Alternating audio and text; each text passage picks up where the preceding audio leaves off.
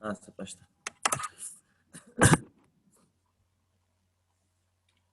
Bundan sonra gəlir uşaqlar referens tab vərəqinə. Bundan sonraki tab vərəqimiz rahatdır uşaqlar. Gəlir referens tab vərəqinə. Referens tab vərəqinin qrupları hansılardır? Referens tab vərəqindən bax 6 dəyə qrupun adını biləcəksiniz. Hər birinin də nə etdiyini bilsiniz. Всё, bitdi. Day hər qrupun içində nələr var, bunlar lazımdır. 6 dənə qrupun adını, hərəsinin də nə etdiyini tam formada bildinsə bitir.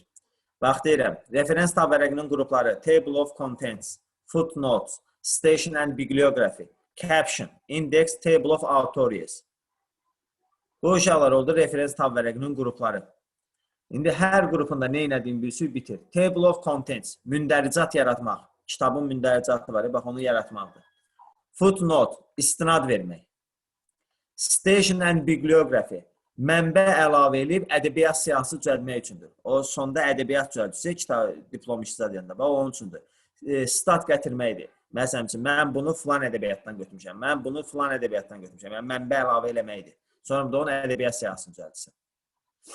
Caption, bütün qrafik görüntülərə, cədvəllərə, cədvəlin sütunlarına, şəkillərə, fiqurlara, düsturlara başlıqlar vermək üçündür. Index, sürətli axtarış üçündür. Table of Authors da qısaltmalardır. Abreviatura dilləri, məsələn üçün, elektron hesablama maşını əvəzinə yazır EHM. Bakı Dövlət Universitetinin əvəzinə yazır BUDU. Yəni qısaltmalar, abreviatura. Bax o Table of Authors. Sizin biləcəyiniz bu. Nəyə axtarır? Sözün içərisində, mətnin içərisində nəsə axtarır? Nə? Indeks. Sürətli axtarılmaq üçündür, nömrələyir və onun daha sürətli tapılmasını təmin edir. Gələcəm indi. Yəni, ümumiyyətlə, belə bir şey deyim də, indeks sözü var. İndeks, məsələn üçün, Windows'da da var. Fayllar indekslənir. Yəni, Windows'da keçən də deyəcək. İndeksləşdirmə, Access-də deyəcək. İndeksləşdirmə nə üçündür? Bir dənə söz deyəcək. Sürətli axtarış üçün. İndeksləmə də nömrələmədir. Məsələn, səndən sual verirəm indi. Sualı verən sənə deyirəm. Kitablarımız var, niyə nömrələnir? Yəni, səhifələr var, niyə nömrələnir? Yəni, məqsəd nədir nömrələnməkdir? Test atmaq üçün. Başqa nə var ki, məsələn, sənə deyəndə 30-cu səhifəni tap, 30-a qədər saymırsan da, açırsan orada, rəqəmi görürsən, tapırsan. Bax, yəni onun nömrələnməyin məqsədi belə, ev nömrəniz var, yəni bunların nömrələnmə məqsədi test tapılsın deyil, yəni başqa bir şey yoxdur. Yəni, hər şey nömrələnməsi onun üçün. Burada da istənilən bir obyektləri tez nömrəliyim, yazıları falan, onların tez tapılmasını təmin edir. Axtarışa lazım. Başlayaq indi. Sizin biləcəyiniz bu uşaqlar. Hər biri nə etdiyini bildiniz, bununla da qutardı. İndi uşaqlar, mən başlayıram bunları bir-bir sizə göstərib izah eləməyə. Birinci gəlir uşaqlar, Table of Contents. Table of Contents nə idi uşaqlar? Mündəricat yaratmaq, mündəricat yaratmaq. Mündəricat da hamı bilir də yəqin nədir. Mündəricat uşaqlar mövzunun başlıqlarını götürüb, qarşısına səhifənin nömrəsini yazır da, kitabın mündəricatı. İndi mən vururam uşaqlar, mündəricat yaratsın. Sən də buna diqqətlə qulaq asın və yadınızdan çıxmasın bu forması. Bax, mündəricat yaradıram uşaqlar. Və vururam, mündəricat yaratsın, Table of Contents. Və belə mənə informasiya çıxarır. Deyir ki, uşaqlar, bax, mündəricat yaratdım, əslində yaradır bu. Və yazır, not found, heç nə tapmadı. Çünki uşaqlar, mündəricat nədir? Mövzunun başlıqlarını götürüb, qarşısına səhifənin nömrəsini yazmalıdır. Bu, hardan dərk eləsin ki, mənim bu mövzumun başlıqları hansılardır? Hansıları mövzu başlığı kimi götürsün? Nə bilsin bu? Burada bəhs gəlməyəcək ki, gələk mən buna əvvəlcələn vurğulayam ki, qardaş, sən bu başlıqları götür, onlardan mündəricat düzəlt. O da abzas başlığıdır, hə? Və indi o özün təyin edirsən. Yəni, mən heç bir şey təyin eləməmişəm. Yəni, bu nə bilsin, mənim mövzumun başlıqları adını. Bir də özü fikrin. Yəni, bu hardan bilsin ki, filan şey mövzu başlığıdır, filan şey mövzu başlığıdır. Bunu gələk mən əvvəlcədən buna vurğulayam ki, filan şeylər mövzu başlıqlardır və onları götür. O özümdən asıldır. Nəyə istəyəm vurğulaya bilərəm. İndi bunun üçün də mənə 2 dənə yol deyil. Deyir, mövzu da buradan deyir. Deyirsən, mövzu başlıqlarını göstərməmişsən. Mövzu başlığı göstərmək üçün 2 dənə yolum var. Ya deyir, uşaqlar, referens tab vərəqinin, Table of Contents qrupundan, Table of Contents qrupundan, add text əmri var. Add text əmri. Bununla mövzu başlıqlarını təyin edə bilərsən. Ya bununla edə bilərsən. Referensin Table of Contents qrupundan add textlə. Və ya deyir, Home tab vərəqinin Style qrupundan heading stilləri var. Heading stili. Onunla uşaqlar başlıqlar təyin edə bilərsən. home tab vərəqinin style qrupundan heading stilləri var. Bax, oradan uşaqlar başlıqları təyin edə bilərsən. Yoxsa beləcə yazacaq not found. Heç bir başlıq tapmadı. İndi mən başlıqları gərək təyin edəyəm. Başlıqlar, yəni mövzumun başlıqları. Məsələn üçün, bu mövzumun başlığı olsun. Seçirəm bunu.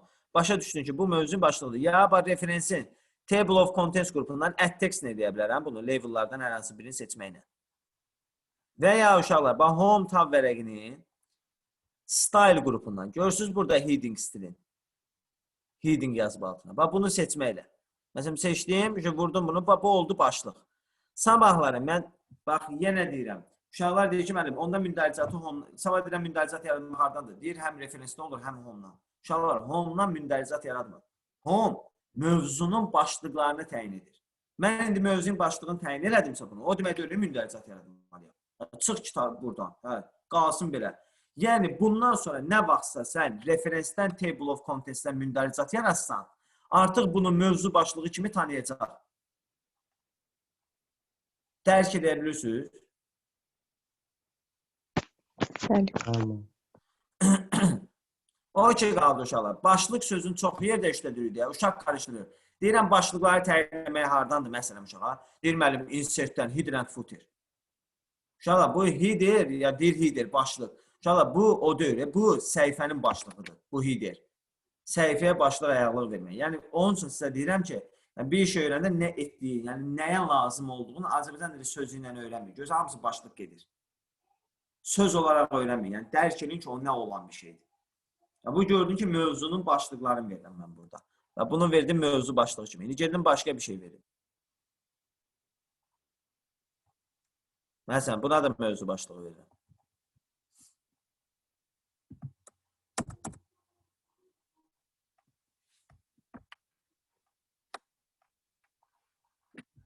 Bu da olsun. Ya istəyirsiniz, add text-lə də verə bilərəm. Amma fərqi yoxdur. Hansı nə istəsən edeyim. Bununla da mövzu başlığı verə bilərəm. Oldu mövzu başlığı. Sonra hansıları istəyirəm, belə-belə mövzu başlıqlarını təyin elədim. İstəyirsən, bax, indi mündəricat yaradım. İstəyirsən 20 gündən sonra. Fərqi yoxdur. Saxlanı telif çıxa biləcəm. Artıq o 2 dənəni, sabah mündəricat yaratsam, o 2 dənəni mövzu başlığı kimi götürəcək avtomatik olaraq. Mündəricat yaratmaq hardandır? Referensdən, table of contents-dən. Bu mündəricatı vururam. İndi mündəricat yaratsam, artıq o 2 dənə mövzu başlığından götürüb mündəricat yaratmış olacaq. Bax, o 2 mövzu başlığını götürdü, qarşısına səhifəsinin nömrəsini yazmış oldu. Və o 2 dənədən mündəricat yaratmış oldu bizim üçün. Və sabahları uşaqlar kontrolu basıb, hansı mövzu başlığının üzərinə klik eləsən, birbaşa mənə aparacaq həmin mövzu başlığının üzərinə.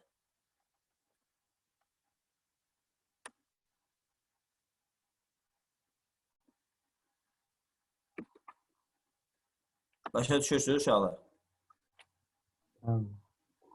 Və uşaqlar, bəzən uşaqdır ki, mənim bu qədər əziyyət çəkib başlıqları təyin edib mündəricat yaratmaqdan əllə yaradardım. Uşaqlar, bunun fərqləri var.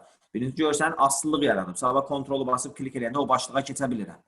Əllə yazsınsan, bu mümkün deyil axı. Bundan başqa uşaqlar, həm də sabahları bax, indi elə bil ki, mövzuya əlavələr eləmişəm. Bu monitor və display mövzusu gəlib 6-cı səhifədən çıxıb, məsələn, 10-cu səhifəyə mövzuda. İndi əlavə şeylər yazmışam, artıb da. Gəlib çıxım 10-cu səhifədə. Bu, təzədən bir də gəlib əllə onu eləməyə ehtiyac yoxdur. Bir dənə buradan update table vurursan, avtomatik olaraq update olunur. Yeni forma nədirsə, avtomatik olaraq buradakı rəqəmlər dəyişir. İndiki cari vəziyyətə uyğun olur. Update olunur yəni, yenilənir. Aydındır, hamıya mündəricat. Beləliklə, mündəricat yaratmaq referensdən table of contents-dən. Amma mövzuların başlıqlarını təyin eləmək, həm referensin table of contents-dən add text-dən eləmək olur, həm də home tab vərəqindən style qrupundan, heading stilindən eləyə bilərsin.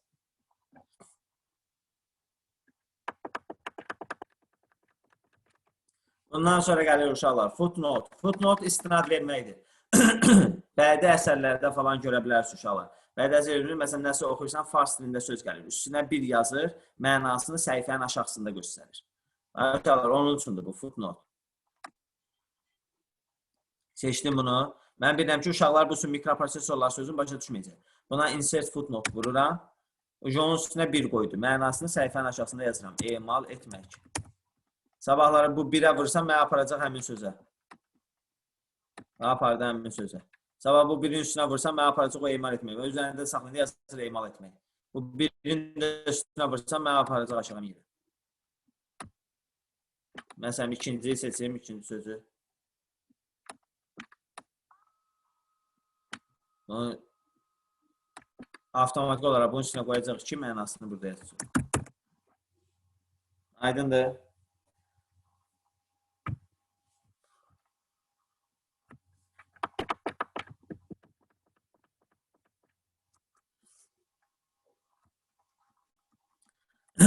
Bundan sonra uşaqlar, gəlirik station and bibliography.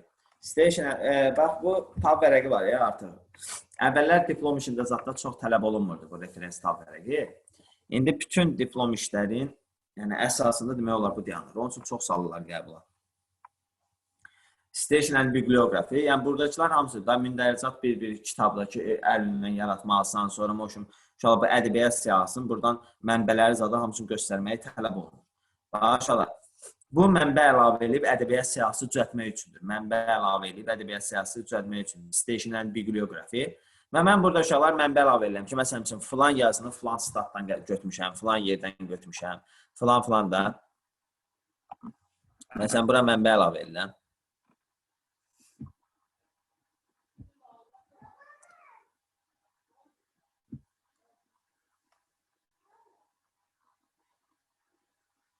Və aşağılar, məsələn, bura əlavə edirəm ki, mən bunu götürmüşəm, məsələn üçün. Kimdir yaradan bu yazını? Məsələn, Faiq yaradıb. Başlıq, hansı kitabından götürmüşsən? Nə bilim, Fərdi kitabından. Neçənci ildə? 1981-də yaradıb. Harada yaradıb? Bakı şəhərində. Taxçıda filan nəşriyyatda da çıxarıb. Və bunları verdin, okey. Və düşəcək bura uşaqlar. Faiq 1981, bax, düşdü bura. Mənbəsi düşdü bura. Yəni, mən bunu filan kəsin əsərindən götürmüşəm. 1981-də. Belə, hər yerə uşaqlar mənbələri, statları gətirə bilərsən ki, filan kəsdən götürülür, filan kəsin əsərlərindən götürülür. Sonda da uşaqlar, ən sonda gəlirsən ədəbiyyat sahəsi düzəltməyə. Da uşaqlar bir düzəltmişsən, yəni götürdüyün ədəbiyyatlardan hansı ədəbiyyatdan götürmüşsən? Buradan biblioqraf var. Bunu vurursan, nə qədər ədəbiyyat var, hamısını düzəldib səsini atacaq bura. Bax. Bunları mən uşaqlarla düzəltmişəm, hamısı qalıb beynində. Bax. John von Neumann, nə. İndi axırıncı düzəltdiyimiz nə idi? Faiq. Bax. Obrislər də çoxdan düzəltdiklərim. Aydındır.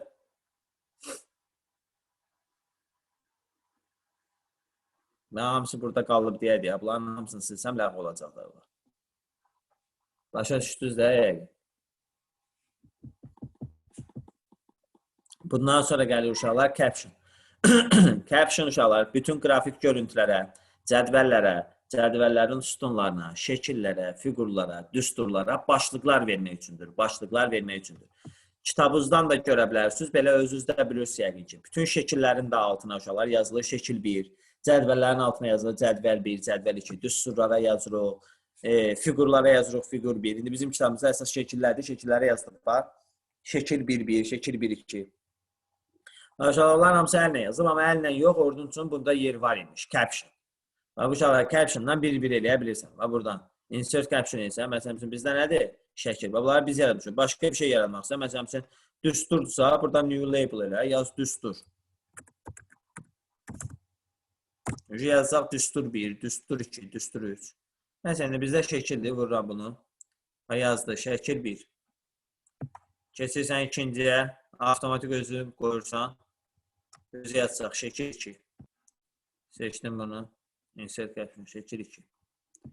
Bunu seçdim. Vurdum insert caption'a, şəkil 3. Uşaq deyir ki, müəllim, bunu bir-bir əllə eləyən indimsə, hələ əllə yazaram da. Bunun fərqi nədir uşaqlar? Bu da şəkillərin mündəricatı falandır. Artıq hamısı deyirəm, diplom içində tələb olunur. Ən sonda gəlirsən uşaqlar, yazırsan şəkillərin mündəricatı. Nə bilim, fiqurların mündəricatı. Fiqurlar üçün ayrı, şəkillər üçün ayrı, nə bilim, düsturlar üçün ayrı mündəricatı. Yazdığın uşaqlar şəkillərin mündəricatı. Və gəlirsən, bu caption'ı. Insert table of figures eləyirsən uşaqlar. Bunu vuran kimi O 3 dənə şəkili nömrələmişəm. Bu o şəkildə 3 dənə nömrələnmişim. Mündəricatını burada yaratmış olacaq. Birinci səhifədə şəkil 1-dir, şəkil 2, ikinci səhifədə, bu üçüncü səhifədə. Sonra da istənilən vaxt kontrolu basıb hansı şəkil nömrəsinə klik eləsəm, birbaşa mənə aparacaq həmin şəkilə. Bu da elə bilin ki, şəkillərin, qrafiki görüntülərin mündəricatı. Bunlara başlıqlar verir mündəricatını yaratmaq üçün. Aydındır uşaqlar. Müəllim, şəkillərə biblioqrafi vermək olur. Hə, olur.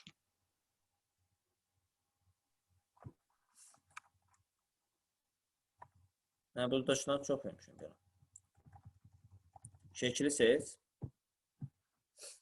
Buradan ver. Bunu vurdun. Add new search elədim. Nə lazımdır yaz. Tural. Başlıq. Fərdi komp. 1978. Bakı. Filan filan. Okay. Düşdü bura. Aydındır. Bəli. Sağ olun. Sağ olun. Caption aydın oldu uşaqlar. Bu 4 dənə nə elədiyini bildiniz, tam bəs edir uşaqlar. İndeksi bir də bilirsiniz, sürətli axtarış. Table of authorities də uşaqlar qısaltmalardır. Bunları belə bilirsiniz, kifayət.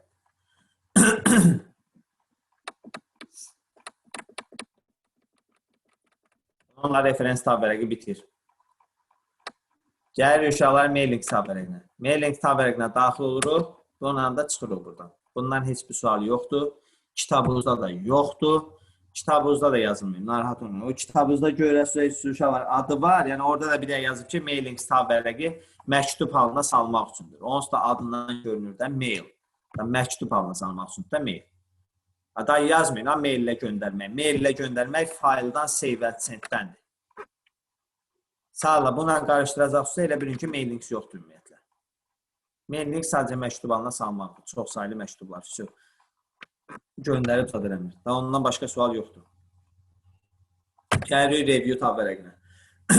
Review tab vərəqinin qrupları hansılardır? Proofing, language, comment, tracking, change, compare, bir də protect qrupları.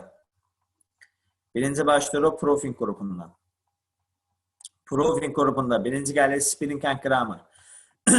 Spelling and grammar orfoqrafik və qrammatik səhvlərin yoxlanmağıdır. Orfoqrafik və qrammatik səhvlərin yoxlanmağıdır. Orfoqrafik səhvlər göstərilir yaşıl xətlə. Orfoqrafik səhvlər göstərilir qırmızı xətlə. Qrammatik səhvlər göstərilir yaşıl xətlə. Spelling and grammar orfoqrafik qrammatik səhvlərin yoxlamasıdır. Klaviatura düyməsi uşaqlar F7-dir. F7. Spelling and grammar klaviatura düyməsi F7-dir. Və uşaqlar spelling and grammar deməli orfoqrafik qrammatik səhvlərin yoxlanmasıdır. Orfoqrafik səhvlər göstərilir uşaqlar qırmızı xətlə, qrammatik səhvlər göstərilir yaşıl xətlə. Q ilə Q üst-üstə düşmür. Qrammatik qırmızı ola bilməz. Yəni Q olmur. Qrammatik yaşıl, orfoqrafik isə göstərilir qırmızı xətlə.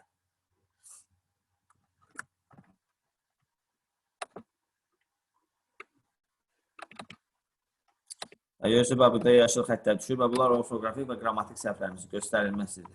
Aydındır mı? Hələ problem var. Bunun qırmızılarda göstərməlidir. Əslində bunların hamısında göstərməlidir. Yəqin o bu sənətdə göstərir. Bundan sonra uşaqlar, yaşıl xəttləri gördüyünüzdə ən azı və bu xəttlərdən söhbət gedir. Hələ bunun qırmızıları da düşür. Bundan sonra gəlir uşaqlar, research. Research uşaqlar, axtarışdır, axtarış.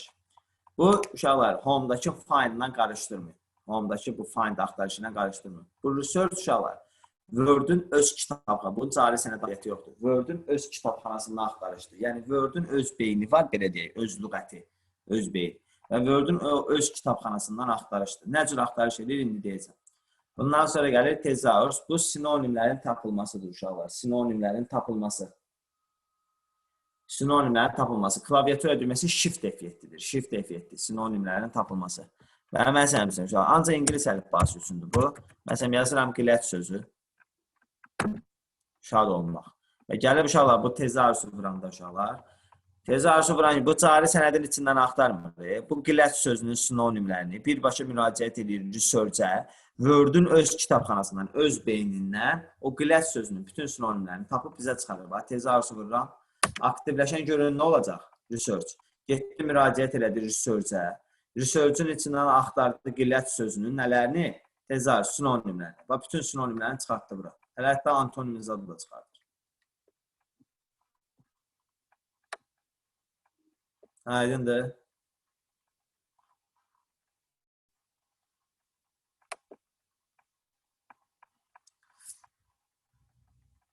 Bundan sonra gəlir uşaqlar. Word count. Word count mətnində olan sözlərin sayıdır. Burada olan sözlərin sayı.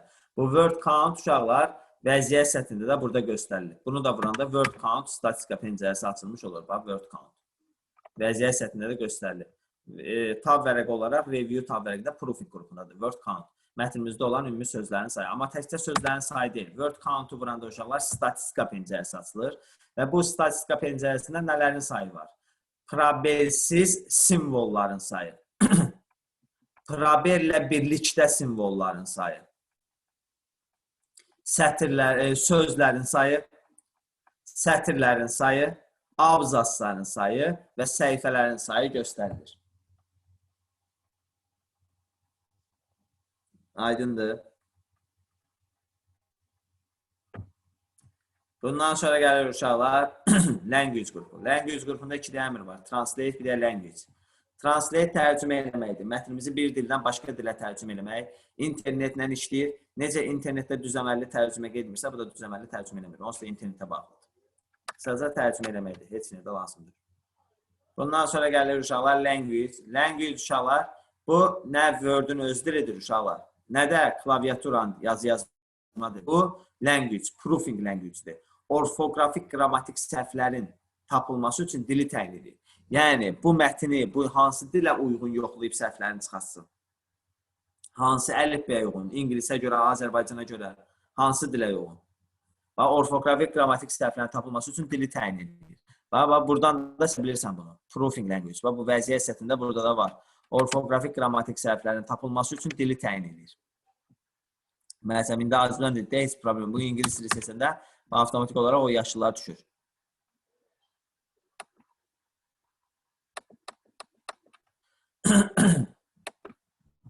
Sual var, uşaqlar bura qədər.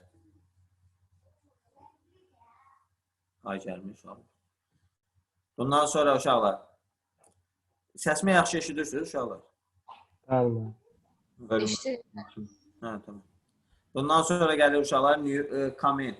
Kommentariya verməkdir uşaqlar. Bundan sonraki qrupumuz comment qrupu. Bu yazıya kommentariya verməkdir. Yazıya şərh vermək üçündür. New comment.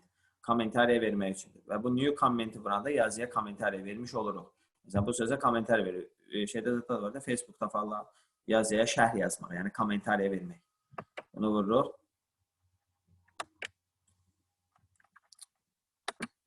Bunu vurup kommentariya yazmış oluruq. Yazıya kommentariya vermiş oluruq. Aydın mı? Kommentariya sağ tərəfdə əks olunmağına baxmayın. Məsələ çapda düşürmü? Bəli, çapda düşür.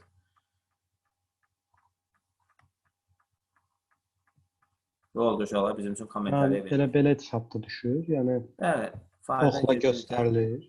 Bəli, burada. Preview hissəsində görürsünüz. Sıxır, elə bir səhifəni orada çıxardır.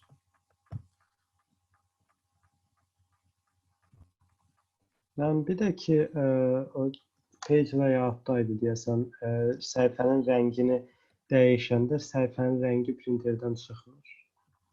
Çıxmır? Yox, mən qara eləmişdim, çıxmamışdı. Rəyli printerdir? Ağ-qaradan. Yox, rəyli printer dörsə onda çıxarmayacaq. Printerin rəyli printer, çap eləyən printer olmalı. Çıxartdım. O da eləməyin istəyətdir, yəni bütün kraska istifadə edəcək onu. Belə rəyli printerdə çıxartmalıdır.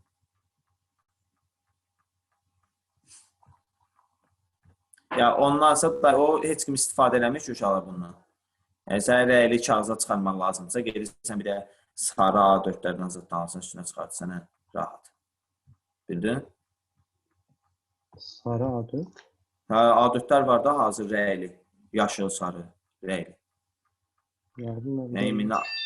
Hə, A olmalı. Rəyli A4-lər var da. Tramvay rəyli A4-ün üstünə çıxarırsan da gürünc olub kraska istifadə eləmirsən də. Yoxsa ona kraska çatmaz ki. Çox istifadə olunur yoxsa belə də kraska.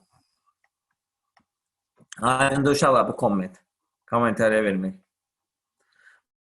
Uşaqlar, burada tracking, change, bir də compare qrupları. Bu üç qrup uşaqlar bir-birindən asılı olan qrupdur. Bir-birindən asılı olan qrupdur və Word-dəki maraqlı qruplardan biri də bulardır uşaqlar. Bu tracking qrupu. Tracking qrupu dəyişikliklərin izlənməsidir. Dəyişikliklərin izlənməsi üçündür uşaqlar. Bu nə üçün nəzərdə tutulub uşaqlar? Tutaq ki, deyirəm, Fəxri bir dənə kitab yazır. Tutaq ki, informatikadan bir dənə kitab yazır, hazırlayır. Şəbəkə mövzusunda bir dəqiqə 500 səhifəli bir kitabdır və onu çap edəcək. Amma Fəxri Azərbaycan dili müəllimidir də bilmir ki, lüğətimizdə hansı sözün yerinə yeni söz var, harda nə bilim vergül lazımdır, ümumi redaktə işlər lazımdır. Sənədi sonra göndərilməli, mən də Azərbaycan dili müəllimi. Sənədi göndərilməli ki, müəllim bir dəyə baxın buna görün nələr dəyişmək lazımdırsa, dəyişin, göndərin və çap edəcəm. Deyirəm, hə, yaxşı. Sənədi göndərib verəm, mən başlayıram dəyişikliklər eləməyə sənəd üzərində. Birazdan fikirləşirəm ki, mən məsələn nəsə dəyişiklik eləyirəm, heç bəlkə hansısa sözü silərəm, bəlkə o termin söz imiş, heç silinməli deyil imiş. Və yaxud da nəsə dəyişiklik eləyirəm, heç bu düzgün dəyişiklik deyil, heç Fəxri bunu eləmək istəmirmiş. Mənim elədiyim dəyişiklikləri Fəxri görməyə daha məsləhətdir. O bilsin ki, mən nələri dəyişmişəm, nələri dəyişməmişəm. Xoşuna gələr, qəbul eləyər, xoşuna gəlməz, qəbul eləməz. Və bunun üçün track change nəzərdə tutulub, tracking qrupunda. Track change. Track change uşaqlar dəyişikliklərin izlənməsidir. Dəyişikliklərin izlənməsi. Artıq mən vurup nə dəyişsəm, uşaqlar, bunu vuramdan sonra. Fəxri bunların hamısını görmüş olacaq. İndi Fəxrin sənədi tutaq ki, budur, göndərib sənədi mənə, müəllim dəyişikliklər eləyin, nə lazımsa dəyişin, göndərin mənə. Göndərib sənədi mənə və mən sənədi açdım və başlayıram sənəddə dəyişikliklər eləməyə. Və belə də mən backspace ilə silsəm, uşaqlar, məsələn, tətbiq sözü, uşaqlar, tətbiq sözünü buradan silsəm, tətbiq sözü çıxıb gedir. Fəxri bilməyəcək ki, mən nə sözü silmişəm. Amma uşaqlar, track change var. Track change-i buradan da mənə göndərir və mən track change-i vurub başlayıram dəyişməyə. Nə dəyişiklik eləsəm, dəyişikliklər izlənir. Və gəlirəm uşaqlar, tətbiq sözünü silirəm. Siləndə uşaqlar, qırmızı eləyib üstündən xət çəkir. Normal silirəm, backspace-lə. Mən silən kimi o qırmızı eləyib üstündən xət çəkir. Və sabahları sənədi Fəxriyə göndərəndə Fəxri avtomatik biləcək ki, müəllim tətbiq sözünü silib. Əvəzinə yazıram qeyd sözü. Əvəzinə. Nəsə yazanda da uşaqlar, qırmızı eləyib altından xət çəkir. Və avtomatik olaraq Fəxri başa düşəcək ki, müəllim tətbiq sözünü silib, əvəzinə yazılıb nə uşaqlar? Qeyd sözü. Deyəsən ki, müəllim, Fəxri hardan biləcək ki, bu track change olunur. Bəlkə bu underline-da altından xət çəkmək. Bu strike through-da üstündən xət çəkmək. Home tab vərəqindəki. Bu hardan biləcək? Bu track change-dir. Dəyişikliklər izlənilir. Dəyişikliklər izlənilən sətrin qarşısına xət düşür uşaqlar. Hansı sətrin qarşısında bu xətdən varsa, deməli orada dəyişikliklər izləyir. Və mən sənəddə belə-belə dəyişirəm. Tutardım, göndərirəm sənədi Fəxriyə. Və Fəxri sənədi açır. Görür ki, müəllim track change edib, dəyişiklikləri izləyib. Və Fəxri də bunları bir-bir əlindən düzəltmir. Fəxri gəlir, daxil olur change qrupuna. Change qrupunda uşaqlar bir accept var, bir də reject var. Accept dəyişiklikləri qəbul elə deməkdir. Reject isə bu dəyişikliklərdən imtina elə deməkdir. Hansı dəyişikliklər xoşuna gəlirsə, onların hamısını seçir, accept-i vurur, hamısını bir dəfəlik qəbul edir. Hansı dəyişikliklər xoşuna gəlmirsə, onları seçir, rejecti vurur, imtina edir, əvvəlki vəziyyət qalır. İndi bax uşaqlar, əgər accept-i vursam, tətbiq sözü gedib, qeyd sözü qalacaq. Yəni, razılaşacam onun dəyişikliyinə. Yox, əgər reject eləsəm, qeyd sözü silinib, tətbiq qalacaq, əvvəlki variant. Hansını üstüsüz eləyə bilərəm uşaqlar. Məsələn, accept-i vurun, bax, tətbiq sözü getdi. Yerinə yazılan uşaqlar, qeyd sözü də xoşuna gəlir. Bir dənə də accept vur, söz. Bax, tətbiq sözü getdi, yerinə qeyd sözü qalmış oldu. Aydındır uşaqlar. Reject eləsəydim, əksinə qeyd gedib tətbiq qalacaq. Müəllim, bu track changes qısa yolu lazımdır, yəni klaviatura qısa yolu. Yox.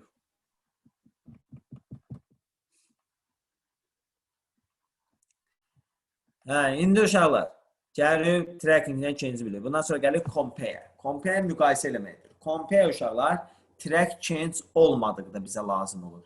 Track change olmadıqda, yəni kimsə track change vurmadıqda compare-dən istifadə olunur, müqayisə eləmək. İndi təsəvvür edin, Fəxri sənədi göndərib mənə. Mən track change az bilmirəm. Başlamışam sənəddən. Nəyi var, dəyişmişəm, nəyi var, silmişəm. Saxlanat edib göndərmişəm Fəxriyə.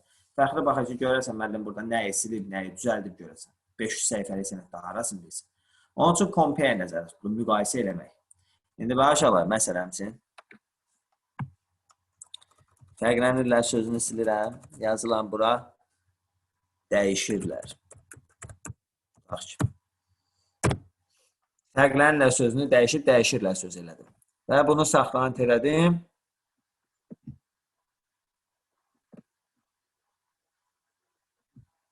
Adını da qoyaq yeni.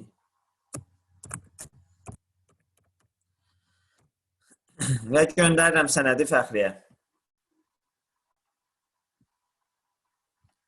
Sənədi göndərdim Fəxriyə. Və Fəxri sabah sənədi açır. Vuru başlı yeni bir güc. Göndərmişəm. Görəsən müəllim burada nəyi silib, nəyi dəyişib. Track change eləməyib, bir şey eləməyib. Hardan bilsin nəyi dəyişib, nəyi dəyişməyib. Bunun üçün gəlir daxil olur review tab vərəqinə. Review tab vərəqində compare daxil olur. Compare, müqayisə eləmək. Bu pəncərə də var ha, model vizyon sualında. Yazır uşaqlar. Bu pəncərə heç nə. Sadəcə bu pəncərə atıb, bu pəncərə hardan açılır? Pəncərə atılan kimi demişəm, birinci pəncərənin başlığına baxsın. Compare, müqayisə eləmək. Hardadır? Review tab vərəqində. Bax uşaqlar, Fəxri özündə olan orijinal dokumenti seçib qoyur bura. Yəni dəyişilməmiş, özündə olan orijinal sənədimiz. Hansı idi? Bizim fərdi kompüter yazılan. Bax, dəyişilməmiş. Onu seçib qoyuram bura. Mənim ona göndərdiyim, onun receipt qəbul elədiyi sənədi də, yəni dəyişilib qəbul elədiyi sənədi də seçir qoyur bura. Və OK düyməsini sıxır. Bu zaman iki sənədi bir pəncərədə açır.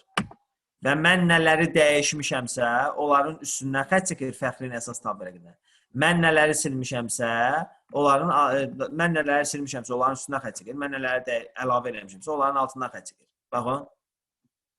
Deyir ki, fərqlənirlər sözünü silib, əvəzinə dəyişirlər sözünü yazır.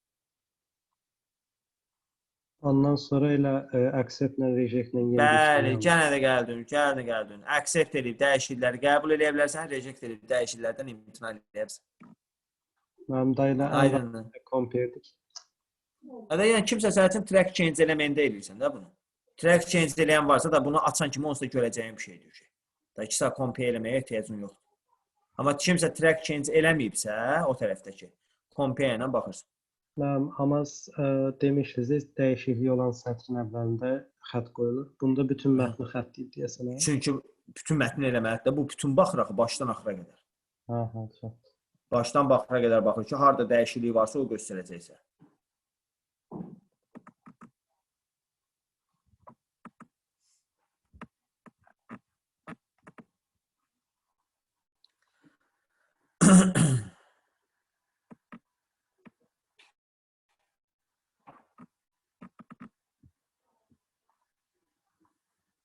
Aydındır. Bundan sonra gəlir uşaqlar protect qrupu. Protect qrupunda gəlir resting editing. Bu da uşaqlar parola qoymaqdır. Parola qoymaq, sənədi parola qoymaq. Beləliklə uşaqlar, sənədi parola qoymaq neçə yerdən oldu uşaqlar? 3 yerdən. File'dan, save as-dən, infodan, bir də review tab vərəqindən, protectdən, resting editing. Bu sənədi parola qoymaqdır. Resting editing qıram, amma bu sadəcə sənədi dəyişikliyə parola qoymaqdır. Buradan sənədin açılışına parola qoymaq olmaz. Ancaq sənədin dəyişikliyinə parola qoymaq olur. Buradan vuram. Onda əgər sual düşsə, bir də file'dan deyirik də, olur hə, save as-dən. File'dan, save as-dən, file'dan, infodan, bir də review tab vərəqindən, protect. Amma bu ancaq dəyişikliyə parola qoyur. Açılışa yox. 1, 2, 3, 4, 5.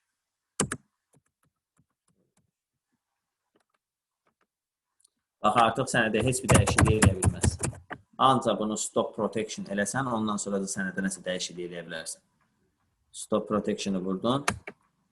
Buraya yazsan parolu 1, 2, 3, 4, 5. Gördün, səhv yazdıq.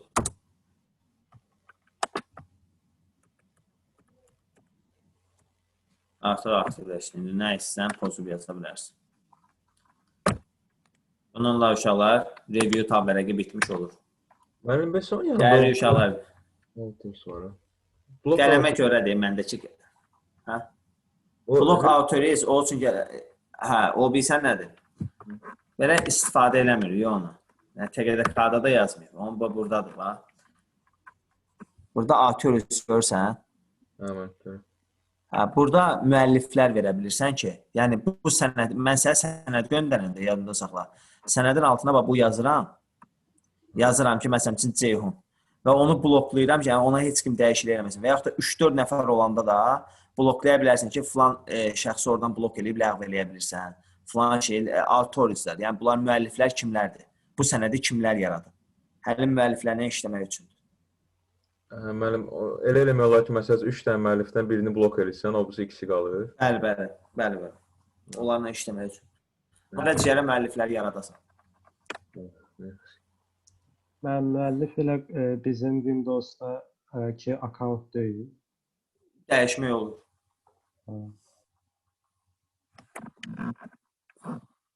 Belə sənədlərə vuranda Windows-da da görə bilirsən də o.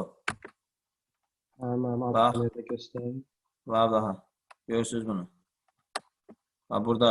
Bunun adını verə bilirsən. Bu müəlliflər neçə deyirsən, müəllif yazıda bilirsən. Windows-dan da eləmək olur o failləri. Belə istifadə edədiyimiz şey. Demək olar istifadə edilmiyoruz.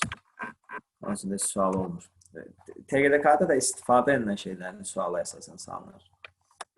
Yəni, hal-hazırda demək olar istifadə olunmur. Bundan sonra uşaqlar gəlirik View tab vərəqinə. View tab vərəqinin qrupları hansılardır? View tab vərəqinin qrupları Documents View, Show, Zoom, Window, bir də Macros qrupları. Birinci gəlirik uşaqlar Documents View. Documents View Word-ün görünüş rejimləridir. Word-də 5 dənə görünüş rejimi var uşaqlar. 5 görünüş rejimi. Bu 5 görünüş rejimi View-da, Documents View-da yerləşməklə bərabər həm də vəziyyət sətrində, bax bu hissədə yerləşir. Bunlar Word-ün görünüş rejimləridir. 5 dənə görünüş rejimimiz. Və uşaqlar, 5 dənə görünüş rejimimiz var. Hansı? Print Layout, Full Screen Reading, Web Layout, Outline, bir də Draft görünüş rejimləri. Və hər görünüş rejimi haqqında nə deyirəmsə, onları əzbərdən o formada bilinməlidir. Birinci gəlir uşaqlar, Print Layout görünüş rejimi. Açan kimi gördüyümüz bu görünüş rejimi Print Layout görünüş rejimidir. Açan kimi gördüyümüz bu görünüş rejimi uşaqlar Print Layout görünüş rejimidir. Print Layout görünüş rejimi adından da göründüyü kimi nə üçün nəzərə tutulub? Print, çap üçün nəzərə tutulan görünüş rejimidir. Çap ancaq bu görünüş rejimində yerinə yetirilir. Ancaq bu görünüş rejimində yerinə yetirilmiş olur. Və Print Layout görünüş rejimində hər iki xəttkeş görünür. Həm şaqli, həm də üfüqi xəttkeş görünür.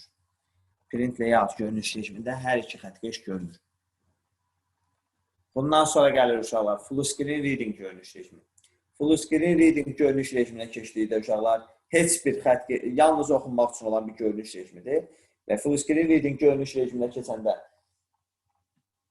heç bir xəttkeş görünmür. Lenta görünmür. Vəziyyət sətri görünmür. Qısaca heç nə görünmür. Nə? Heç bir xəttkeş görünmür. Vəziyyət sətri görünmür. Lenta görünmür. Formasını da yadda saxlayın. Adi bunun kəsibatı deyil, bu hansı görünüş rejimidir. Sən avtomatik bilməlisən, bu Full Screen Reading görünüş rejimidir. Çünki lentası yoxdur, vəziyyət sətri yoxdur və heç bir xəttkeş yoxdur. Deməli, Word-də bu Full Screen Reading görünüşüdür. Heç bir xəttkeş görünmür, lenta görünmür, vəziyyət sətri görünmür və sənəddə redaktə işləri görmək olmur. Nəyisə silib, nəyisə yaza bilmirsən.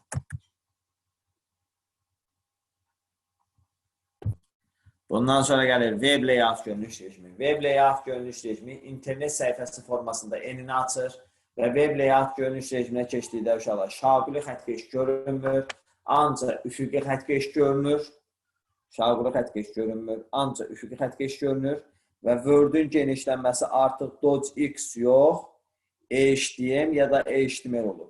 Web səhifənin genişlənməsi. HTML ya da HTML olur. Bundan sonra gəlir. Mən bu şəkildə saxlantı edəndə dəyişirdi uzantısı. Bəli, ancaq bir şey. Bundan sonra gəlir uşaqlar. Outline görünüş rejimi. Outline görünüş rejiminə keçdikdə heç bir xəttkeş görünmür. Nə şaquli, nə üfüqi. Heç bir xəttkeş görünmür. Mətnimizdə olan şəkillər görünmür. Hər bir abzasın qarşısına xüsusi işarə qoyulur. Görürsünüz yumru-yumru.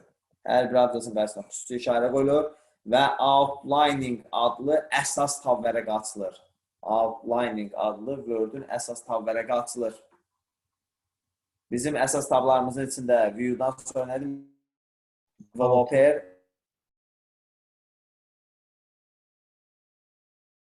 Müəllimin səs tək məndə getdi. Məndə də getdi. Məndə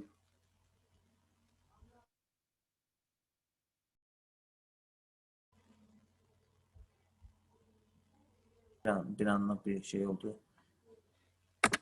Qeyd edir də, problem yoxdur o şeirdə. Yox. yox, mənim yox. İnternet getdi bir anlıq. Deməli, uşaqlar.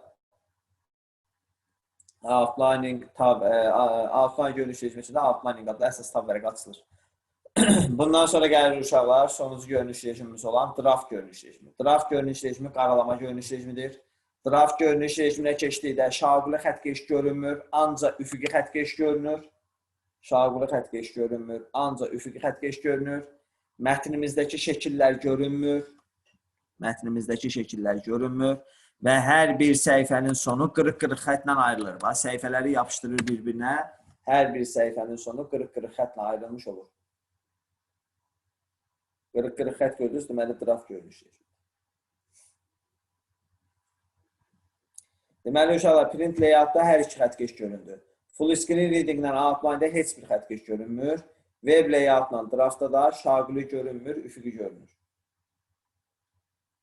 Bundan sonra gəlir show qrupu. Show qrupundakı. Bir şey soruşum, outline görünümü alanda ekranın tam şəklini çəkir, yoxsa vərəq olan hissəsini çəkir, qoyur? Yəni outline tab vərəqi görünür. Yox. Outline tab vərəqin düşə də bilər, düşməyir. Yəni ondan mən o məvacib deyil ki, o bilməyim. Onun üçün bilsən nə qədər yox. Belə də çəkə bilərəm. İstəsən belə də çəkərəm. Mən buradan bu işarədən tuturam ki, bu outline görünüşdür. Bəhs edir yəni bu mənim. Çünki başqasında yoxdur o hadisə. Şəkil də görünməsin və işarə də olsunsa, deməli bu outline. Baxır suala yəni kim hansı sorumlu. Ola bilər outline tab vərəqini lap çəksin. Olur da ola bilər. Bundan sonra gəlir show qrupu. Show qrupundakilərin uşaqlar heç biri çapa düşmür. Və show qrupunda 3 əmr var. Ruler, grid lines, bir də navigation pane. Ruler xəttkeşi gizlədib gətirməkdir. Xəttkeşi və bu xəttkeşi gizlədib götürmək üçündür. Çapa düşmür. Bu demişik burada da var view ruler. Grid lines sənədin arxasına tor xətti verməkdir. Riyaziyyat damadama dəftəri formasına salır və bu da çapda düşmür. Bunu başqa yerdən də demişdim. Page layoutda əlayinin içində də demişdim bunu. View grid lines. Tor xətti görünsün, görünməsin. Bu çapda düşmür. Sonuncu gəlir uşaqlar navigation pane. Bu da uşaqlar başlıqlar üzrə axtarışdır. Bu navigation pane uşaqlar bizim hələ home-dakı findimizdir. Find'i da vuranda navigation pane açılır onsuz da. Find'i da vuranda bu navigation pane açılır. Onun üçün sizə dedim də bizim əsl axtarışımız bu find deyil. Bizim əsl axtarışımız advanced find olandır. Bu açılan. O find navigation pane'i açır. Və bu da başlıqlar üzrə axtarışdır. Elə də böyük şeydir. Bundan sonra gəlir uşaqlar zoom. Zoom miqyasdır. Miqyas. Bu miqyas uşaqlar zoom view tab vərəqində olmaqla bərabər həm də vəziyyət səthində bu hissədə yerləşir. Və Word-də minimum miqyas 10, maksimum miqyas 500 olur. Minimum 10, maksimum miqyas 500 olur. Və miqyas uşaqlar çapa təsir etmir. Miqyasın çapa heç bir təsiri yoxdur. Yəni bizə desələr ki, uşaqlar bunu 200% eləsən, çapa nə cür təsir eləyər? Heç bir təsiri yoxdur. Bundan sonra uşaqlar burada gəlir bu 100%. Bu sənədi həmişə 100%-ə gətirir. Neçə faizdə olursan ol, bu 100%-i vuranda sənəd 100%-ə gəlir. Bundan sonra uşaq gəlir one page, two page. One page səhifələri ekranda 1-1, two page isə səhifələri ekranda 2-2 göstərir. Səhifələri ekranda 1-1 və ya 2-2 göstərmək üçündür. Bundan sonra gəlir uşaqlar page width. Page width uşaqlar səhifəni ekranın eninə uyğunlaşdırır. Page səhifə width-indir. Ekranın eni. Ekranın nə boydadsa, nə boyda yerləşsə, səhifənin də enini ekranın o eninə uyğun o faizə gətirmiş olur. Və vuran kimi tam faiz neçədir? 154%. Mənim ekranımın eninə 154% tam oturur. Biraz da böyütsəm uşaqlar. Mən bunu 160 eləyən kimi aşağıya scroll zolaq düşəcək. Bu zolaq gəlir bura, scroll zolaq. Artıq yerləşmir, yəni ekranın eninə. Sağa sola aparam. Tam ekranın eninə 30 durur da page views. Aydındır. Bundan sonra gəlir window qrupu. Window qrupu uşaqlar bütün proqramlarda var. Excel'də də var bu, PowerPoint'də də var. Hamısında window qrupu, hamısında da eynidir. Və hər birinin özünə məxsusdur. Yəni hər biri, məsələn, Word-dəki window qrupu Word pencərlərinə işləmək üçündür. Excel-dəki window qrupu Excel pencərlərinə işləmək üçündür. Yəni burada Word pencərlərinə işləmək üçündür bu window qrupu. Birinci gəlir uşaqlar burada new window. New window cari sənədimizi yeni pencərdə açmaqdır. Bu cari sənədimizi yeni pencərdə açmaqdır. Bunu vursan eyni pencərdən ikincisini açır. Eyni sənəddən olduğu iki dənə. Cari sənədimizi yeni pencərdə açmaqdır. Mənim o yeni açılan səhifəni saxlanıt eləyəndə, yəni bağlayanda soruşur, saxlanıt eləyən səhifəsi. Bəli.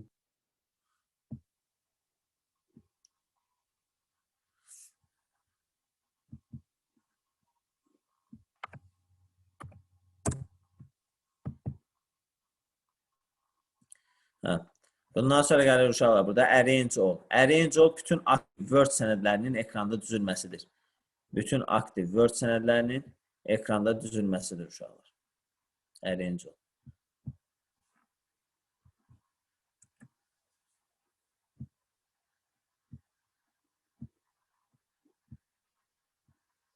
Bütün aktiv Word sənədlərinin ekranda düzülməsidir. Bax, 3 dənə aktiv Word sənədim var. Arrange all-u vurduqda üçünü də ekranda düzmüş olur. Bütün aktiv Word sənədlərinin ekranda düzülməsidir. Arrange all. Və panel hanı? Mən birini böyüdəndə paneli gizlədir ki, hamısı sıxsın. Hə də, hamısı tam yerləşməsi üçün olur. Sonra hansını işləyəndə işləyə bilirsən. Üçü də ekranda qalmaqla işləyə bilirsən.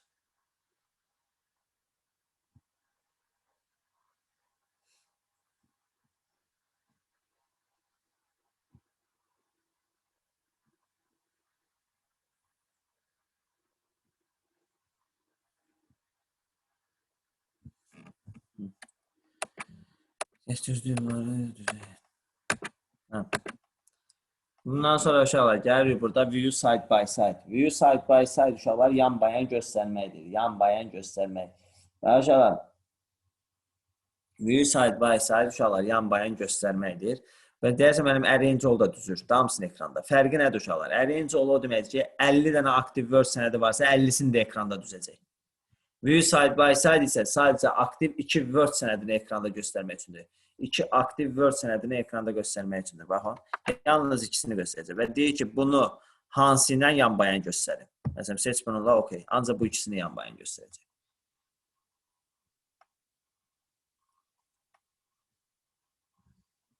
İki aktiv Word sənədini yan-bayan göstərmək. View side by side. Bundan sonra uşaqlar gəlir burada switch window. Switch window aktiv Word pəncərələrindən birindən digərinə keçmək üçündür. Switch dəyişməkdir Windowda pəncərəni. Aktiv Word pəncərələrindən birindən digərinə keçmək üçündür. Klaviatura düyməsi Ctrl F6-dır. Ctrl F6. Aktiv Word pəncərələrindən birindən digərinə keçmək üçündür. Klaviatura düyməsi Ctrl F6-dır. Hansından hansını istəyən keçə bilirsən. Aktiv Word pəncərələrindən birindən digərinə keçmək. Klaviatura düyməsi də Ctrl F6 basırsan özü bir keçir.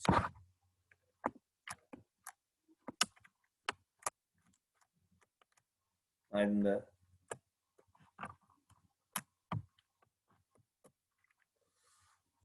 Bundan sonra uşaqlar. Burada bir də split əmri var. Bu split nədir uşaqlar? Split də bölməkdir.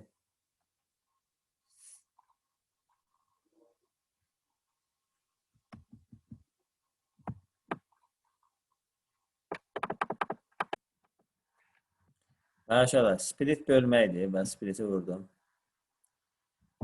Böldüm bunu buradan. Aşağıda sən elə bilirsən ki, ekranı iki yerə bölünür. Bunun davamı buradadır. Düzdür. Amma xeyr uşaqlar. Bunun davamı burada da var. Geçsin bunun ardı burada da var. Bunu da elə bilməyin əvvəli burada yoxdur. Bunun da əvvəli burada var yəni. Qalxarı bunun da əvvəli buradadır. Bəs bu nə üçündür uşaqlar? Eyni sənədə ekranda iki yerdə baxırsan. Əslində yaxşı şeydir. Eyni sənədə ekranda iki yerdə baxırsan və səhifə eyni sənədin iki yeri ilə eyni anda işləyə bilirsən. Elə bir güzgü əksi kimi. Bir dənə sənəddə həm burada görsən, həm burada. Eyni sənədi. Həm burada görsən, həm burada. Və sənədin eyni anda iki səhifəsi ilə işləyə bilirsən. Eyni anda. Bura birinci səhifə qoy, bura 8-ci səhifə qoy. Eyni anda ikisində də redaktör işləri gör. Və birində nə gördün, o birisində də olur onsuz da. Məsələn, burada mən dəyişir edirəmsə, avtomatik yuxarıda da olur. Bir dənə sənəddir də onsuz da bu. Burada da nəsə yazsan, bu aşağıda görünür onsuz da. Eyni anda həm 5-ci səhifədən, həm 6-cı səhifədən işləyirsən, sonra remove split elədin, nə dəyişir eləmirsən də, qaldı o bir dənə sənəddir onsuz da. Aydındır. Eyni sənədə ekranda iki yerdə göstərir. Sonuncu gəlir uşaqlar. Makros tez-tez istifadə olunan əməliyyatların avtomatlaşdırılması üçündür. Visual Basic proqramlaşdırma dili ilə işləyir. Klaviatura düyməsi Alt F8-dir. Bax, bütün proqramlarda olacaq. Word-də də, Excel-də də, PowerPoint-də də, hətta Access-də də. Və hamısında tərifi eynidir. Birində göstərəcəm və hamısında eynidir tərifi. Makros tez-tez istifadə olunan əməliyyatların avtomatlaşdırılması üçündür. Əmrlər toplusudur. Visual Basic proqramlaşdırma dili ilə işləyir. Klaviatura düyməsi Alt F8-dir. Əmrlər toplusudur. 100 də əmri birdən icra edir. Nə bilim, istəyən 500 də əmr ver. 500 də əmri yaz o makrosun beyninə. Sabah o həmin makrosu buran kimi 500 də əmri birdən icra edir. Fərqi yoxdur əmrin. İstəyirsən, məsələn, insertdən fiqur əlavə eləmək əmri. Home-dan nə əlavə eləmək əmri. Sonra page layout-dan filan əmri. Filan əmrin kodlarını bilirsənsə, proqramlaşdırma dilini, Visual Basic proqramlaşdırma dilini bilirsənsə, onun kodlarını yığ, nə kod istəyirsən. Və proqramlaşdırma dilləri gəlmişdir. Pascal, Delphi, Visual Basic var. Bu Visual Basic ilə işləyir. Tətbiqi proqramların proqramlaşdırma dilidir Visual Basic. Və Visual Basic proqramlaşdırma dilində nə kod istəyirsən yaz və sabahlar onu buranda hamısını, bütün əmrləri bir dəfəlik səhətini icra eləmiş olacaq. Onun üçün makros tez-tez istifadə olunan əmrlərin avtomatlaşdırılması üçündür. Visual Basic proqramlaşdırma dili ilə işləyir. Klaviatura düyməsi Alt F8 əmrlər toplusudur. Bax uşaqlar. Mən çox güclü bilmirəm Visual Basic proqramlaşdırma dilini. Yəni ondan çox işləməmişəm. Belə hissəsi özümüzdən də yaradaq. Şey də elə bilərik, hazır yazsın biz üçün. Və yaxud da gəlin mən bir dənəsini yaradaq. Bax ki. Online. Bax uşaqlar. Create. Uşaqlar, indi sən Visual Basic proqramlaşdırma dili var. Visual Basic proqramlaşdırma dili açıldı. İndi burada nə kodlar isə Visual Basic proqramlaşdırma dili ilə nə kodları bilirsənsə yaz, o əmrlərin hamısını sənin bir dəfədə icra edəcək. Hazır bir ikisini yaratmaqdan yadımda qalanları yazıram bura.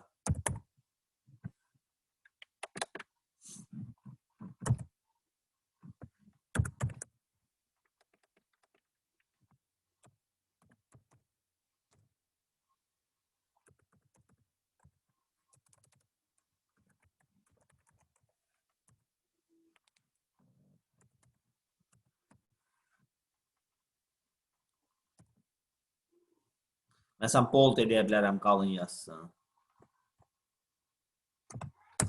Rəng verək. Rəngi olsun, məsələn üçün. Bright green nədir onlar. Sonra.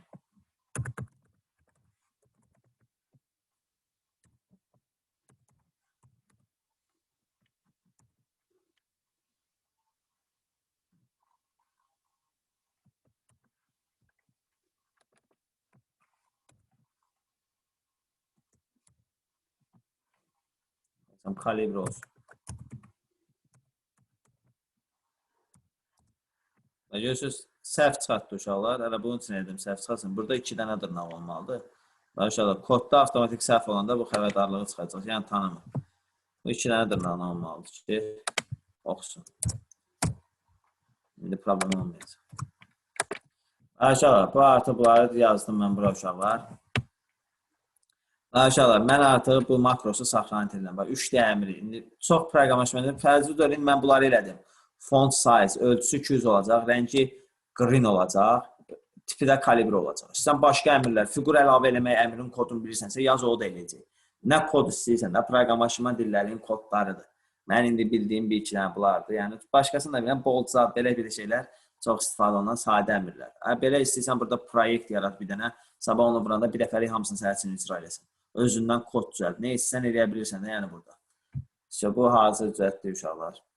Bax, onun üçün deyirəm də, Word-dür, Excel-dir, hamı bir iş yerinə falan gedəndə deyir ki, mən super.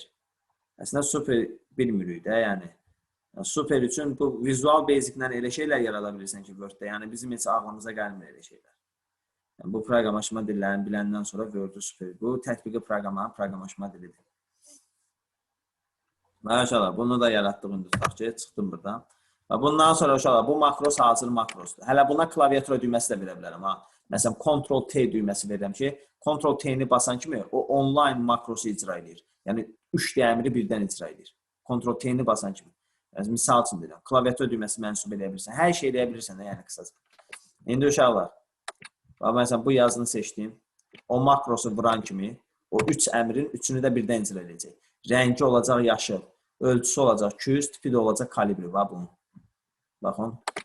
Ondan baxarsınız, dəyişəcək. Baxın.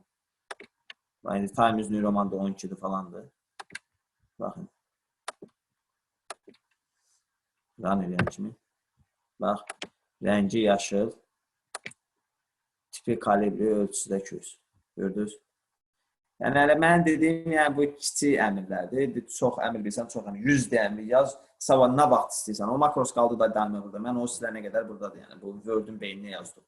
Bundan sonra istəyən milyon dəfə də elə, yəni də bu eləyəcək. İstəyən dəyişik. Sabah təzə makros yarat. Yəni, 1000 deyə əmr yaz, 1000-in də bir anın içində eləyəcək. Onun üçün də makros tez-tez istifadə olunan əmrlərin avtomatlaşdırılması üçündür. Visual Basic proqramaşma dili ilə işləyir. Klaviatura düyməsi Alt F8. Sual var, uşaqlar. Müəllim, sualda da belə formada düşəcək də makrosu yəqin. Bundan dərin. Hesablama yoxdur, ancaq tərifidir. Makros nədir? Və yaxud da yazır ki, indi testdə var dostlar. Test istifadə olunan əmrlərin avtomatlaşdırılması üçün nəzərdə tutulub. Əmrlər toplusu, makros, budur. Klaviatura düyməsi də bir də soruşur, Alt F8. Heç bu.